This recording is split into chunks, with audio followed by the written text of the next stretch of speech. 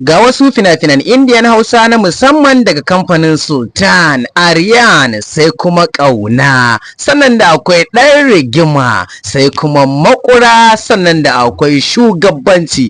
Ayya Sultan, ƙarni 8, kada da in cika ku da surutu. Domin samun waɗannan ƙasatattun fina-finan Indian Hausan kai tsaye ka saukar a wayarka ba tare da ka sha wahala ba, to hanya ɗaya ce talla sauƙaƙƙiyar hanya ta shiga group namu na BIP, group wanda ake biyan kuɗi a shiga domin samun fina-finan Indian Hausa kowaɗanne kala kuma daga kowanne kamfani da ka san yana fassarar fina-finan Indian Hausa. Da zaran ka biya kuɗinka aka saka ka a cikin wannan group ɗin, to shikenan zaka fara saukar da fina-finai ko a yau aka saki fina-finan Indian Hausa. Kama daga kamfanin Algaita, Sultan, Yusuf Zamani, Mega, Dilo, Fikira, Al Hussein da ma dai sauran kamfanonuwa da suke fassara fina-finai.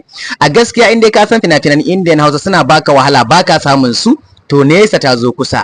Sauƙaƙƙiyar hanya ce wannan da kawai namban nan zaka ɗauka ka mana magana akan WhatsApp ka ce kana son shiga tsarinmu na fina-finan Indian Hausa group na BIP, za a tura maka yadda tsarika suke, ka biya 'yan kuɗinka sannan a makala nambar ka a cikin wannan tsarin. Da zaran ka biya kuɗinka ka shiga, an gama magana. Sai dai ka ta zabar duk fina-finan da suka fita a baya baka same su ba, zaka gan su barkatai a cikin group din nan. Sai wanda kake so zaka latsa ka saukar a wayarka, sannan kuma zaka iya tura ma duk wanda kake so ka tura ma. Dan haka ina yan downloading, ina masu kallon daya wannan damar ta ku ce. Kamar da yadda kuka sani yanzu mutum zai zo kan YouTube ko kan Bidmate amma baya samun fina-finan Indian Hausa, sai dai ya ta ganin tallace-tallace da baya ganewa ma'anansu. To gaskiya ka zo ka ɗauki namban nan ka mana magana akan WhatsApp, za a tura ma yadda tsarika suke, ka biya 'yan kuɗinka sannan a sa namban ka a cikin wannan tsarin. Kai da fina-finan Indian Hausa sai dai in baka ra'ayin fim ka ki saukar da shi, amma koyaushe ya fita. Sannan duk waɗanda suka fita za ka same su yanzu haka a group, sannan duk waɗanda za su fita za a tura su kawai a group. Kana zaune kawai ko duk inda kake sai dai ka duba kan wayar ka ga an watso su. Yanzu haka da a ce kana cikin group, daga gefe ga fina-finan nan a gefe,